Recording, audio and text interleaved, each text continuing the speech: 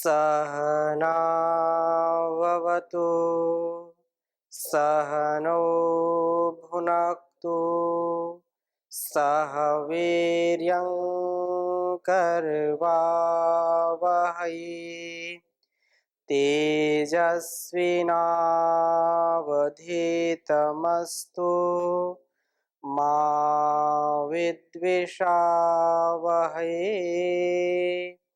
ओम शांति शांति शांति।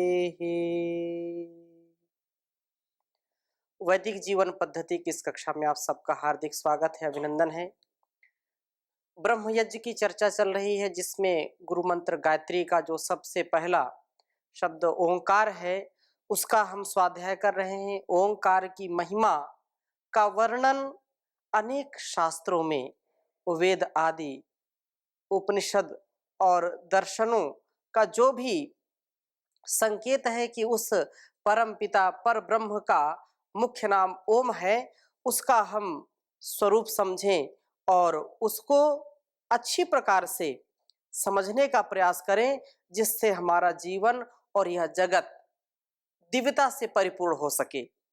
तो इसी संदर्भ में हमने कुछ उपनिषदों के भावों को यहाँ प्रकट किया था कि उपनिषद भी ओंकार की महिमा गाती है और ऐसा संकेत बताती है जिससे हम जीवन में उन तथ्यों को, उन सत्यों को प्राप्त कर सकें जिसके लिए यह जीवन हमको मिला है।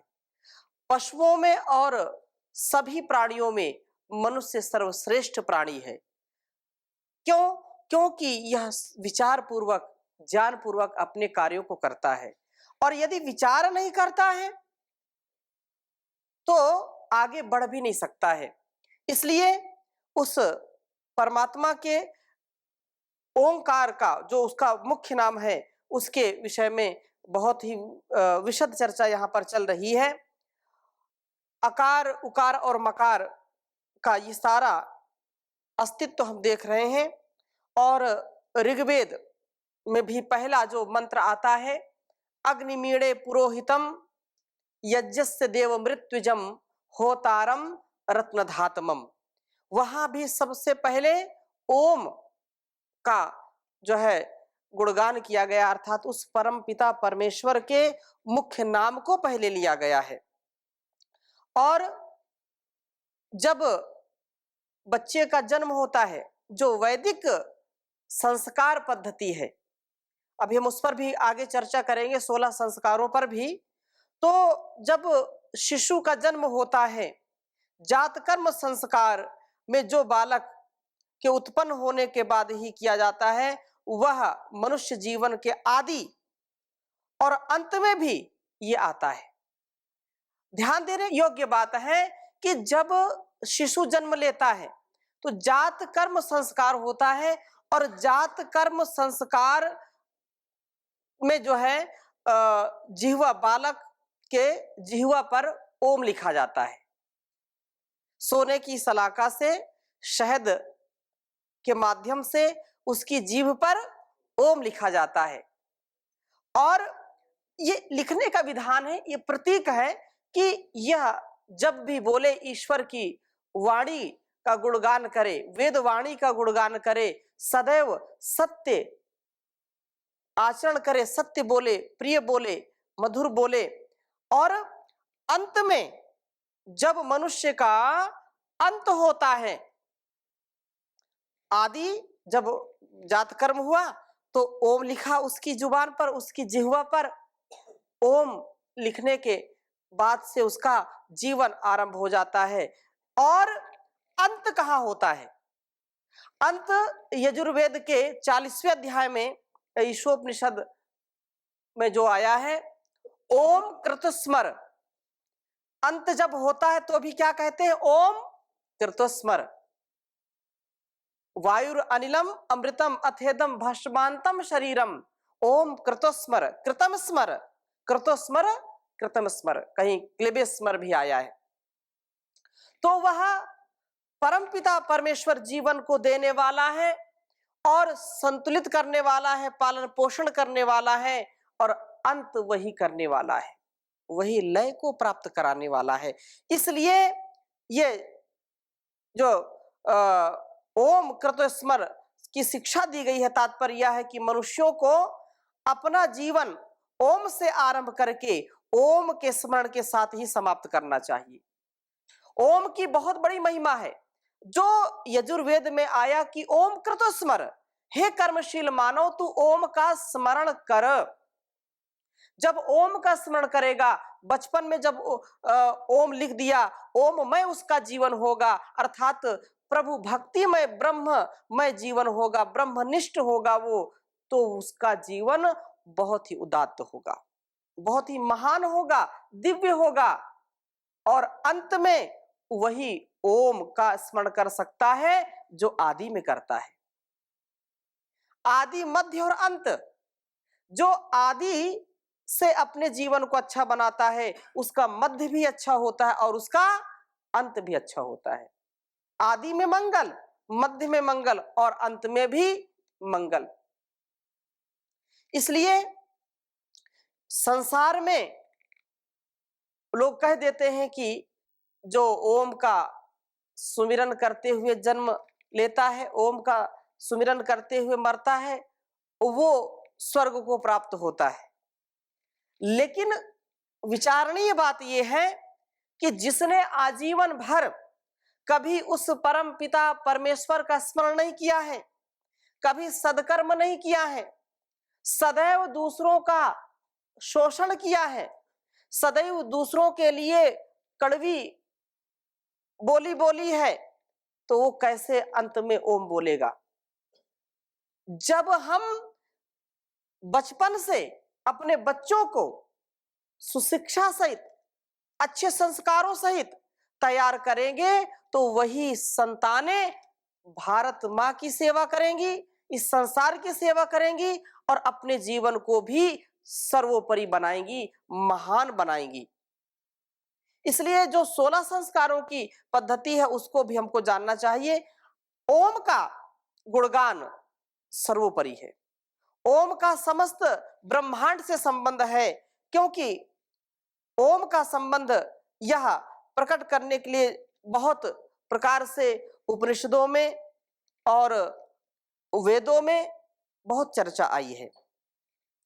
ऐतरेय ब्राह्मण में आया कि 3 वेद उत्पन्न होते हैं, अग्नि से ऋग्वेद, वायु से यजुर्वेद, आदित्य से सामवेद। उन वेदों में तपाने से 3 लोक उत्पन्न होते हैं, ऋग्वेद से भू, यजुर्वेद से भुवः और सामवेद से स्वः। इसलिए निश्चित रूप से हमको ये जानना चाहिए कि वह परम पिता परमेश्वर जो सबका दाता है, ज्ञान दाता है, बल का दाता है, सारे सद्गुणों का दाता है, सब आधान कराने वाला है, तो उस परमात्मा का हम सदा सर्वदा सर्वत्र स्मरण करते रहें। ओम का उच्चारण बड़ी श्रद्धा और भक्ति से करते रहें, क्योंकि ओम ही इस जीवन का सार है। बहुत ही अच्छा किसी कवि ने लिखा कि मुख से ओम शुभ नाम लो, मन विषयों से थाम लो, हाथों से यह काम लो कि शुभ कर्मों में दान करो। मुख से ओम शुभ नाम लो। ओम जब हम नाम लेंगे तो पवित्रता अपने आप आ जाएगी और हमारे सारे कर्म ठीक हो जाएंगे।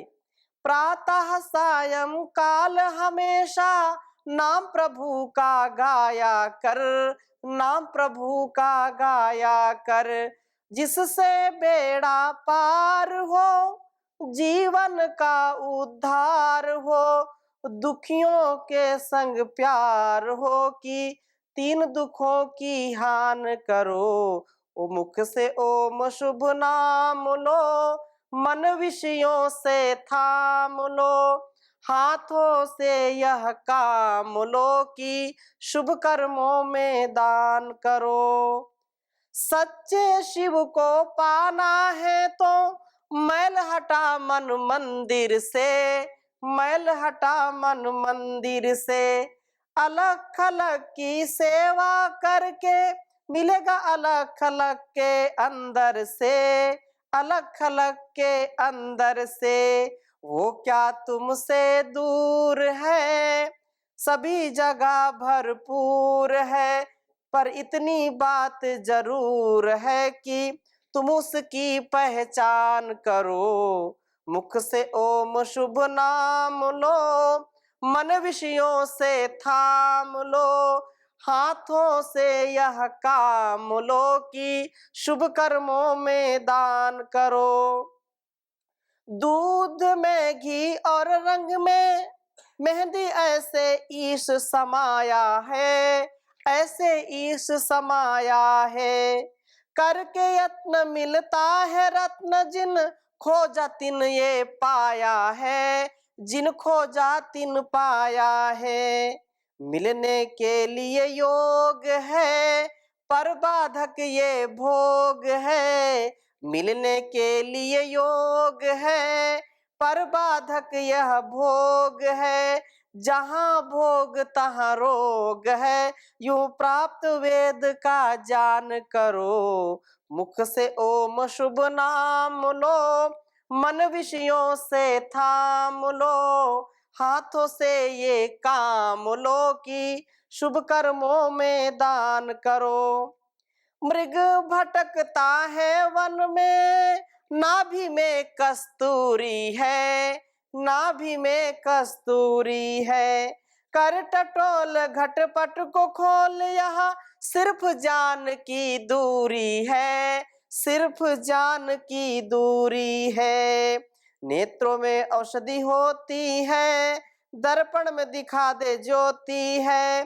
तेरे मन अंदर एक मोती है, यदि देखना है पहचान करो। मुख से ओम शुभ नाम लो, मन विषयों से थाम लो, हाथों से यह काम लो कि शुभ कर्मों में दान करो, शुभ कर्मों में दान करो।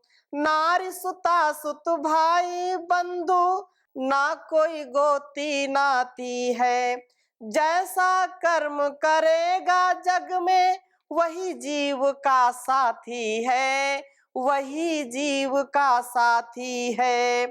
2 दिन का जग मेला है, कौन गुरु कौन चेला है। 2 दिन का ये मेला है, कौन गुरु कौन चेला है। जीव अकेला जाएगा मत, झूठा ये अभिमान करो। मुख से ओम शुभ नाम लो, मन विषयों से थाम लो, हाथों से ये काम लो कि शुभ कर्मों में दान करो। सज्जनों में दुनिया के रोग भोग रहे लोग, इनमें कोई सार नहीं, इनमें कोई सार नहीं। विषयों का विष खा के जगत में, कौन हुआ बीमार नहीं, कौन हुआ बीमार नहीं। सदाचार के ढंग में शक्ति आवे अंग में, करो यह सत्संग, ऐसा ये उपकार करो कि जीवन का सत्कार करो। मुख से ओम शुभ नाम लो, मन विषयों से थाम लो, हाथों से ये काम लो कि शुभ कर्मों में दान करो। ये जब हमारे अंदर भाव आएंगे तो निश्चित रूप से ये जीवन हमारा उज्जवल बनेगा। और एक एक बच्चा बच्चा जब भक्त होगा, अपने जीवन को जीने की कला सीख करके, उस परमात्मा के द्वारा दिए गए उपदेश को सीख करके जब आगे बढ़ता है तो संसार उसके आगे झुकता है। इसलिए ओम की महिमा हम कभी भी ना भूलें। ओम के लिए यह सारा संसार एक समान है, चाहे कोई भी हो। ओम चारों ओर हम महसूस करें, ओम ओम का अंदर से जाप करें, तस्य वाचकः प्रणवः तज्जपस् तदर्थ भावनम। उद्गीत का जो है हम सेवन करें, उद्गीत का आधान करें। इसलिए ये कहा कि ओम तथा उद्गीत पर्यायवाचक हैं। चाहे ओम कहें, उद्गीत कहें, प्रणव कहें, एक ही है। तो छांदोग्य उपनिषद में भी एक स्थान पर आया कि यह उद्गीतः स प्रणवः, यह प्रणवः स उद्गीतः। आप इसको लिख लीजिए। जो प्रणव है, जो उद्गीत है वही प्रणव है, जो प्रणव है वही उद्गीत है।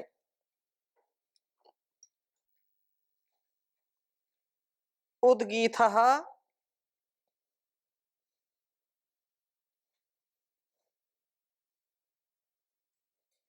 या उद्गीतः स प्रणवः।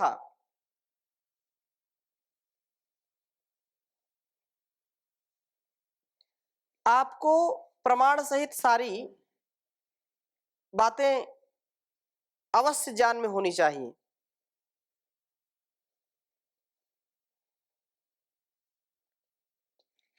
यह उद्गीतः स प्रणवः, यह प्रणवः स उद्गीतः, यह प्रणवः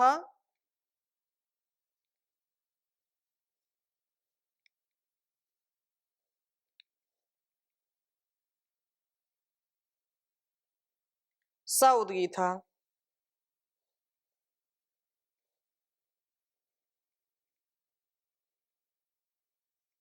उद्गीतः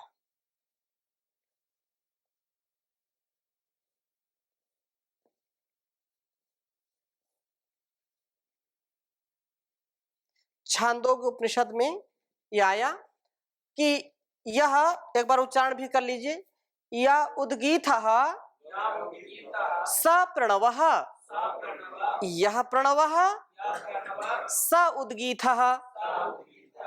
कहने का आशय यह है कि चाहे हम उद्गीत बोले, चाहे प्रणव बोले, ये ओम उद्गीत ये पर्याय है और उद्गीत प्रणव ये एक ही नाम है। अतः उद्गीत वही प्रणव है और जो प्रणव है वही उद्गीत है। इसी उपनिषद में प्रारंभ में भी 5 भूतों का रस पृथ्वी है, ऐसी भी बात यहाँ पर कही गई। पृथ्वी का जो है रस जल है और जलों का रस औषधि है, औषधियों का रस पुरुष है, पुरुष का रस वाणी है और वाणी का रस ऋचाएं है, ऋचाओं का रस साम है और साम का रस उद्गीत है अर्थात ओम है। ओम सार है, जीवन का आधार है, इसके बिना जीवन बेकार है, निस्सार है। अतः बहुत ही सुंदर बात यहां पर कही है, एषाम भूतानां पृथ्वी रसः। और ये जो ओंकार की महिमा इतनी गाई है, तो इसको हम एक बार देखते हैं। छांदोग्य उपनिषद का उद्गीत वाच्य ब्रह्मोपासना ओम एतत् अक्षरम उद्गीतम उपासीत, ओम इति या उद्गायति तस्सोपाख्यानम। इसका बहुत अच्छा प्रसंग है क्योंकि यह सार है हमारे जीवन का। इसको एक बार लिख लीजिए। छांदोग्य उपनिषद का पहला प्रपाठक, पहला खंड है उद्गीत वाच्य ब्रह्मोपासना। कहा ओमित एतद अक्षरम उद्गीतम उपासीत।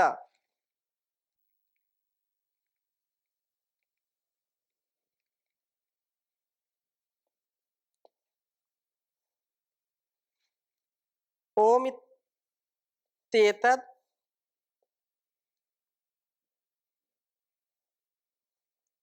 ओमित एतद अक्षरम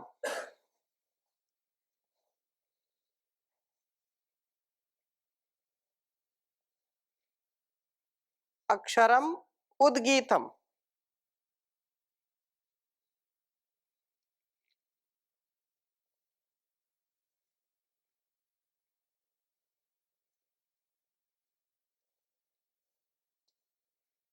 उद्गीतम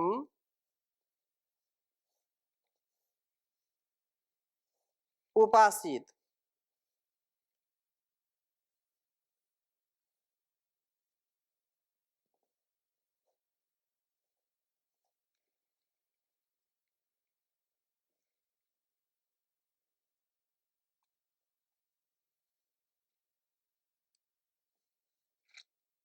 ओम इत्येतत् अक्षरम उद्गीतम उपासीत, और आगे कहा ओम इति ह्य उद्गायति। ओम इति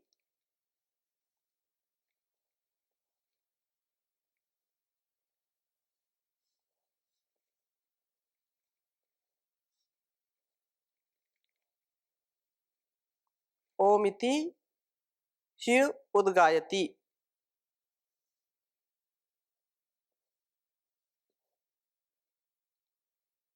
ह्य ही उद्गायति, उद्गायति।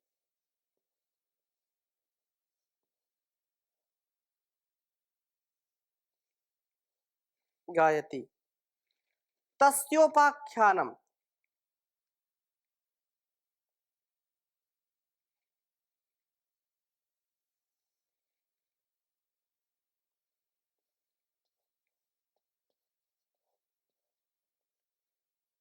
तस्योप व्याख्यानम,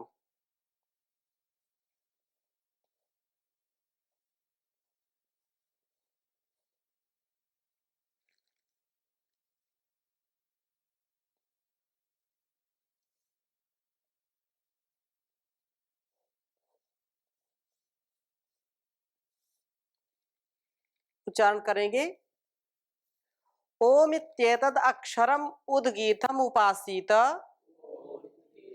अक्ष उपासीत, ओम इति ही उद्गायति, इति ही उद्गायति, तस्योपव्याख्यानम, तस्योप, हाँ, तो कह रहे हैं कि ओम इत्येतद् अक्षरम उद्गीतम उपासीत, ओम इति ही उद्गायति तस्योप व्याख्यानम। बहुत सुंदर बात कही कि इस एतत्, इस अक्षरम, अक्षरम जो क्षरण को प्राप्त नहीं होता, जो कभी क्षरित नहीं होता, कभी नष्ट नहीं होता है, जो अविनाशी है, अविनाशी उद्गीतम, उच्च स्वर से गाए जाने वाला, उद्गीतम, उत ऊपर की ओर, अर्थात उच्च स्वर से, जो ओम आप बोलते हैं तो उच्च स्वर में बोलते हैं, तो यह गाए जाने वाला ओम इति, ओंकार की उपासित, उपासना करें, ओंकार की ही उपासना करें, क्योंकि ओम इति, ओंकार ही उद्गायति, उच्च स्वर से गाया जाता है। तस्य उपव्याख्यानम, उस ओम के आगे जो है, इसी के आगे व्याख्यान किया जाएगा। ओम की महिमा वेद और शास्त्रों में गायन की गई है, उपनिषदों में उसका विस्तृत व्याख्यान मिलता है। उसके अर्थ भी अनेक हैं, परंतु जप उपासना के प्रकरण में उसे जो है अवरक्षण धातु से बना हुआ समझ करके उसके अर्थ प्रायः रक्षक किए जाते हैं। भाव यह है कि वह ईश्वर ओम मनुष्यों के हृदय में और उसकी रक्षा का साधन बना रहता है। ओम रक्षा करने वाला है। ओम उद्गीत नाम से उद्गाता द्वारा सोम यज्ञ में उच्च स्वर से गायन किया जाता है। सोम यज्ञ भी अनेक प्रकार से लोग करते हैं, इसलिए जो उद्गाता है वह उद्गाता व्रती सामवेद के भाग उद्गीत को ओम से आरंभ करके गाता है। सारे मंत्रों को ओम पहले लगा करके बोला जाता है सारे मंत्रों में, और यही सब जो उद्गीत है, ये सारा चारों ओर जो भी हमको दृष्ट अदृष्ट चर अचर जगत में हमको जो भी महसूस हो रहा है, उसके मूल में कौन है? वह परमपिता परमेश्वर ओंकार है, ओम ही है। तो ऐशाम भूता नाम पृथ्वी रसः, बहुत अच्छी बात कह रहे हैं। यह ऐशाम भूता नाम की, ऐशाम भूता नाम पृथ्वी रसः, पृथिव्या आपो रसः, अपाम औषधयो रसः, औषधि नाम पुरुषो रसः, पुरुषस्ते वाग्रसो, वाचः ऋग्रसः, ऋचः सामरसः, सामना उद्गीतो रसः। बहुत सुंदर बात कही है कि ऐशाम, इन भूता नाम, इन जो पांच भौतिक, पांच भूतों का जो पृथ्वी रस, सब समस्त भूतों का सारमय होने से पृथ्वी रस है। और पृथिव्या, पृथ्वी का आपा जल रस है, वो सार है। अपाम जल का औषधया रसा, औषधि अन्नादि रस है।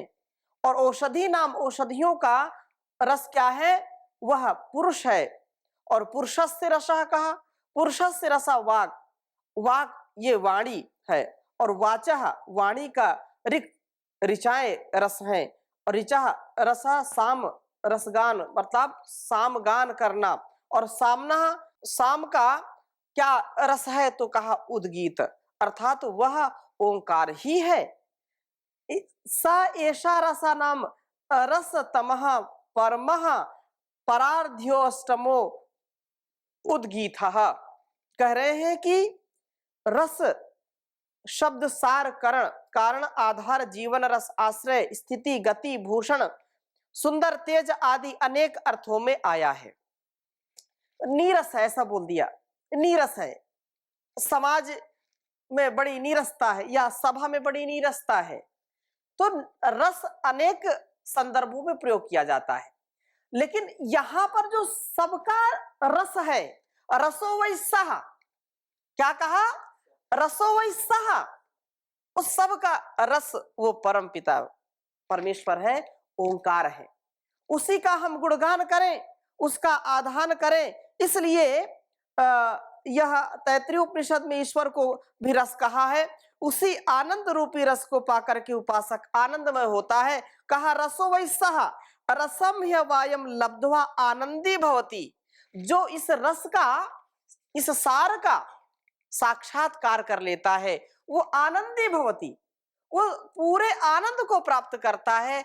उसको कभी भी कोई क्लेश, कभी कोई दुख दर्द सताता नहीं है। इसलिए उसका हम गुणगान करें, उसका ध्यान करें, चिंतन करें, मनन करें।